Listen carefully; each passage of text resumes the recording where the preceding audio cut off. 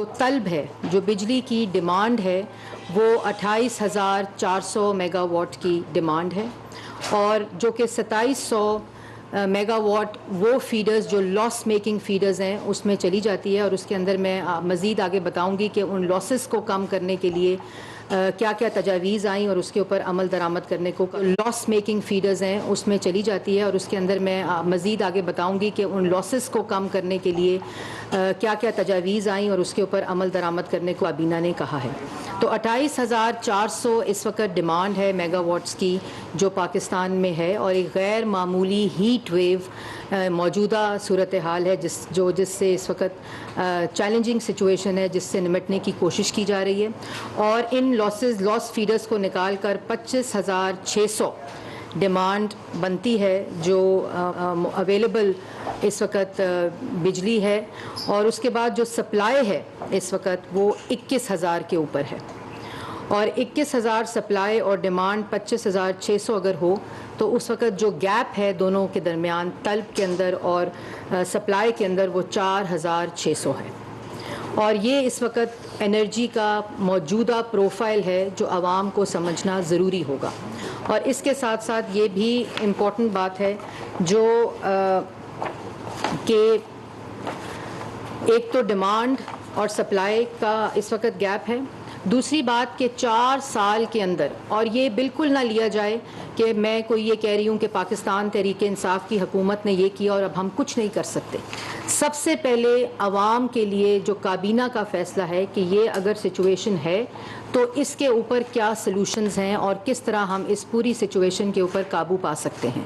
اور کابینہ نے فوری جو عملی فیصلے کیے ہیں وہ بھی میں ابھی اس سے آگے آ کر بتاؤں گی کہ کس طرح اس سپلائی اور ڈیمانڈ کے گیپ کو ختم کرنا ہے۔ لیکن یہ جاننا بہت ضروری ہے کہ 4 سال جو بجلی کی ڈیمانڈ اور سپلائی جو 2018 میں انسٹالڈ کیپیسٹی تھی جو بجلی سسٹم میں ڈالی گئی 14,000 میگا واٹ بجلی سسٹم میں ڈال کر ڈیمانڈ کو پورا کر کے جو لوڈ شیڈنگ پر قابو پایا گیا، اس کے بعد کیونکہ ڈیمانڈ ایک ایور انکریزنگ فینومینا ہے اور اس کے مطابق پلانٹس کو اور سسٹم کے اندر بجلی کو ڈالنا بہت ضروری ہوتا ہے، اور جس طرح کلائمیٹک چینجز آ رہے ہیں اس سے بھی جو فرق پڑتا ہے اس کو انسٹالڈ کیپیسٹی کو اس کے ساتھ ساتھ انکریز کر بہت امپورٹنٹ ہے۔ تو اس کے اندر جو میجر 3 موسٹ ایفیشینٹ جو پلانٹس شروع ہو چکے تھے جن کا فائنینشیل کلوزر ہو چکا تھا اور جن کا پورا پروسیس کمپلیٹ ہو کر وہ لائیو ہونے تھے، جس میں سب سے بڑا پروجیکٹ جو ہے وہ تھریمو کا ہے جو 1200 میگا واٹ بجلی کا منصوبہ تھا جو کہ LNG بیس تھا، اور وہ انیشلی دسمبر 2019 میں اس کی جو بجلی ہے وہ سسٹم کے اندر ڈلنی تھی، اور اس کے بعد اس کی ریوائز ڈیٹ مارچ 2020 تھی۔ تو یہ وہ منصوبہ تھا جو 2020 تک تھا جو ابھی تک لائیو نہیں ہوا۔ اس کے بعد جو شنگھائی الیکٹرک تھر کا بیسڈ ہے وہ فیبرری 2022 کے اندر لائیو ہونا تھا، ایکٹیو ہونا تھا اور آپریشنل ہونا تھا کہ جو کہ نہیں ہو سکتا۔ پھر کروٹ جو ایک ہائیڈل انرجی کا پروجیکٹ ہے جو کہ 720 میگا واٹ کے اوپر مشتمل ہے، وہ بھی جنوری 2022 کے اندر آنا تھا۔ ان تمام چیزوں کو بتانا عوام کو اس لیے ضروری ہے کہ نہ صرف 2018 میں ڈیمانڈ کے مطابق بجلی کا بندوبست کیا گیا تھا، بلکہ یہ تمام وہ منصوبے ہیں جنہوں نے اگلے 3 سے 4 سال میں آپریشن ہو کر جو انکریزنگ ڈیمانڈ ہے اس کا بھی بندوبست کرنا تھا۔ یہ اس کے لیے بھی لانگ ٹرم پروجیکٹس کو شروع کیا گیا تھا کہ جو کہ ان تمام چیزوں کے سسٹم میں لانا تھا۔ اب اگر آپ سلائیڈز پر دیکھیں، اپنی سکرینز پر دیکھیں، تو آپ کو بتانا یہ امپورٹنٹ ہے کہ پچھلے سال کے مقابلے میں ہم نے اس مہینے اگر اس کو کمپیئر کیا جائے لاسٹ ایئر تو بجلی پچھلے سال سے زیادہ پروڈیوس کی ہے، اور یہ آپ سکرینز پر گرافز دیکھ رہے ہوں گے کہ ڈیمانڈ اور سپلائی کا جو گیپ ہے وہ بجلی کے دونوں منتھس کو ایکولی کمپیئر کرتا ہے، اور اس کے مطابق آپ دیکھ رہے ہیں کہ بجلی کو ڈیمانڈ کے مطابق جو انسٹالڈ وقت ہے جو اویلیبل بجلی ہے اس کو پروڈیوس کیا گیا ہے۔ لیکن اگر آپ اگلا چارٹ دیکھیں تو یہ صرف یہ نہیں کہ پچھلی حکومت نے یہ نہیں کیا جس کی وجہ سے موجودہ صورتحال پیدا ہوئی ہے، اور یہ ہو سکتا تھا کیونکہ یہ جن منصوبوں کا میں نے ذکر کیا یہ سسٹم کے اندر موجود تھے، ان کو آپریشنل کرنا تھا اور ان کو ان تاریخوں کو مکمل کر کے بجلی سسٹم میں ڈالنی تھی۔ اگر اب آپ دیکھیں کہ اگلا جو ہمارا اس وقت پلان ہے جس پہ کابینہ نے منظوری دی ہے اور فوری طور پر ان کے اوپر عمل درآمد کرانے کا کہا ہے، اور 2 دن وزیر اعظم نے اور کوئی کام نہیں کیا سوائے اس کے تمام مصروفیات کو ترک کرتے ہوئے انہوں نے صرف لوڈ شیڈنگ کی جو پرابلم ہے اس وقت جو ملک برحان میں ہے، عوام، کاروباری حلقے، بزنس کمیونٹی، تاجر کمیونٹی، جس طرح وہ اس کا پورا ادراک یہ حکومت رکھتی ہے، اور اس کو دیکھتے ہوئے 2 دن کے اندر پورا ایک ہنگامی بنیادوں کے اوپر یہ ٹاسک کیا گیا تھا، اور آج کابینہ نے ان کی اپروول دیا ہے اور یہ فیصلے کیے ہیں جو میں اگر آپ کو بتاؤں آپ دیکھ بھی رہے ہوں گے کہ 6 سے 15 جون تک 3.5 گھنٹے لوڈ شیڈنگ جو اپرووڈ لوڈ شیڈنگ کی ہے کابینہ نے بھی، اور کل آپ کو بتایا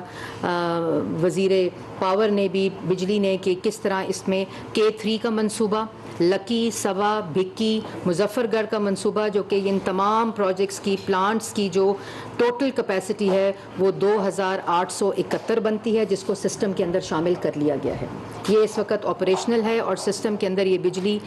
شامل کی گئی ہے جو ڈفرینٹ وجوہات کی وجہ سے سسٹم میں نہیں تھی، جو شارٹیجز تھیں کہ جو پچھلی سائیکل کے اندر پروجیکٹس کو مکمل کرنا تھا، مرمت کرنا تھا، وہ نہیں ہوئے، لیکن اس وقت یہ تمام آپریشنل پلانٹس ہیں اور ان کی 2871 کی جو میگا واٹس کی بجلی کیپیسٹی ہے وہ اس وقت سسٹم میں موجود ہے، جس کی وجہ سے 6 سے 15 جون تک 3.5 گھنٹے لوڈ شیڈنگ کی جائے گی۔ اس کے بعد 16 سے 24 جون کے اندر ساہیوال کا جو کول بیس پروجیکٹ ہے جس کی ٹوٹل کیپیسٹی 600 میگا واٹ کی ہے وہ بھی سسٹم میں شامل کر لی جائے گی، اور دورانیہ لوڈ شیڈنگ کا انشاءاللہ 3 گھنٹے ہو جائے گا۔ اس کے بعد اور یہ جس طرح سسٹم میں ایڈ ہوگا، جیسے میں نے آپ کو پہلے کہا کہ جو ڈیمانڈ کا اور اس کا گیپ ہے اس وقت، ڈیمانڈ سپلائی جو ہے وہ 21,200 میگا واٹ ہے، جو کہ 6 جون تک یہ جو ساہیوال کا کول پروجیکٹ ہے اس کو شامل کرنے کے بعد وہ 21,800 ہو جائے گی اور 600 میگا واٹ سسٹم میں ایڈ ہو جائیں گے۔ 16 سے 24 جون تک 3 گھنٹے لوڈ شیڈنگ جو ہے اس پر ہم انشاءاللہ آ جائیں گے۔ اس کے بعد 25 سے 29 جون کا اندر جو کراچی کا K2 پروجیکٹ ہے پلانٹ، وہ ٹوٹل 1040 میگا واٹ اس کی کیپیسٹی ہے، اور اس سے ہم سپلائی 22,840 کے اوپر آ جائیں گے، اور دورانیہ لوڈ شیڈنگ کا انشاءاللہ 2.5 گھنٹے پر آ جائے گا۔ اس کے بعد جو 30 جون ہے، 30 جون کے اندر جو پورٹ قاسم کا کول بیسڈ پلانٹ ہے اس کا 600 میگا واٹ سسٹم میں شامل کر لیا جائے گا، اور لوڈ شیڈنگ کا دورانیہ انشاءاللہ ان تمام فیصلوں کے بعد اور اپروولز کے بعد جو آج دے دیے گئے ہیں وہ 30 جون تک 2 گھنٹے جو لوڈ شیڈنگ ہے اس کا دورانیہ آ جائے گا۔ اور اس کے بعد جو میں نے آپ کو پہلے بتایا تھا کہ ایڈیشنل پروجیکٹس ہیں جن کو آپریشن کرنا تھا، اس پہ ہنگامی بنیادوں کے اوپر کام شروع ہو گیا ہے۔ اس سے ریلیٹڈ جتنے ایڈمنسٹریٹو ہچز تھیں، جتنی رکاوٹیں تھیں، ان تمام کے اوپر آج کابینہ نے فیصلے کر دیے ہیں، اور وہ تمام منصوبے جو تاخیر کا شکار ہیں وہ تمام بھی سسٹم میں ڈال لیے جائیں گے۔ تو مقصد اس وقت موجودہ صورتحال جو ہنگامی صورتحال ہے، غیر معمولی صورتحال ہے، چیلنجنگ صورتحال ہے، اس کو نمٹنے کی کوشش ہے۔ اس کے بعد جو ڈیمانڈ اور سپلائی کا گیپ ہے وہ ایڈیشنل کس طرح کیپیسٹی انکریز کر کے انسٹالڈ کیپیسٹی اس کو شامل کیا جائے گا، وہ بھی اس کے اندر انتظام ہے۔ اور آئندہ آنے والے سالوں کے اندر جو ایک پرائم منسٹر کا کابینہ پوری کے اندر ایک جو بحث ہوئی کہ کس طرح ہم رینیوبل انرجیز کے اوپر جائیں، تاکہ جو انٹرنیشنل فیول پرائسز کے اندر انکریز ہے اور ایک سرج آ رہی ہے جو اسکائی ہائی اس وقت ہیں، لیکن ہم مقامی طور پر کس طرح رینیوبل انرجی جس میں سولر ہے، ونڈ ہے، اس کے اوپر کس طرح ہم کنورٹ ہو سکتے ہیں ایز اے نیشن، تاکہ یہ جو بحران ہے اس میں ہم سب اپنا حصہ بھی ڈالیں اور قابو بھی پا سکیں۔ تو یہ چیزیں تھیں جو کہ لوڈ شیڈنگ سے ریلیٹڈ تھیں جو آپ کے سامنے پیش کی گئی، اور اس کے ساتھ ساتھ سپلائی سائڈ کے اوپر یہ تمام چیزیں کی گئی ہیں آج فیصلے، اور یہ پلان دیا گیا ہے کابینہ نے جو اپروو کیا، بلکہ اس کے ساتھ ساتھ ایک پورا کنزرویشن پلان بھی آج کابینہ نے اپروو کیا ہے۔ اور اس کنزرویشن کے اندر جو سب سے چیز ہے وہ تجویز یہ آئی تھی کابینہ کو کہ 33% جو پی او آئل کے جو مد میں فیول کے مد میں کوٹا ہے گورنمنٹ آفیشلز کا، اور اس کو کم کر دیا جائے کابینہ کے ممبرز کا، بلکہ تجویز میں 33% صرف گورنمنٹ آفیشلز کا تھا، مگر کابینہ نے، پرائم منسٹر نے اس کو 40% نہ خالی گورنمنٹ آفیشلز نہیں بلکہ کابینہ کے ممبرز کا بھی جو فیول کوٹا ہے اس کو کم کر دیا گیا ہے 40% کے اوپر. تو اگر ہم ایک طرف عوام سے قربانی مانگ رہے ہیں، ایک طرف عوام مشکل صورتحال میں ہے، تو ہم نے ان تمام جو اقدامات ہیں اس کا آغاز کابینہ سے شروع کیا ہے، اپنے گھر سے شروع کیا ہے، تاکہ جو بوجھ ہے اس کو کم سے کم ٹرانسفر کیا جائے، پاکستان کی عوام کے اوپر منتقل کیا جائے. اس کے ساتھ ساتھ یہ جو تجویز ہے، یہ میں دوبارہ دہرا دوں کہ 33% تجویز دی گئی تھی، کیونکہ کئی رپورٹس کر رہے ہیں چینلز کے وہ 33% خالی گورنمنٹ آفیشلز کے لیے ہے، بلکہ یہ پوری 40% گورنمنٹ ڈپارٹمنٹس، گورنمنٹ آفیشلز اور کابینہ کے ممبرز کی جو فیول کوٹا ہے اس کو 40% کم کیا جا رہا ہے. اس کے ساتھ ساتھ جو ورکنگ ڈیز، 5 ورکنگ ڈیز، جو ہفتے کی چھٹی، آپ کو پتہ ہے جو پرائم منسٹر ہیں ان کا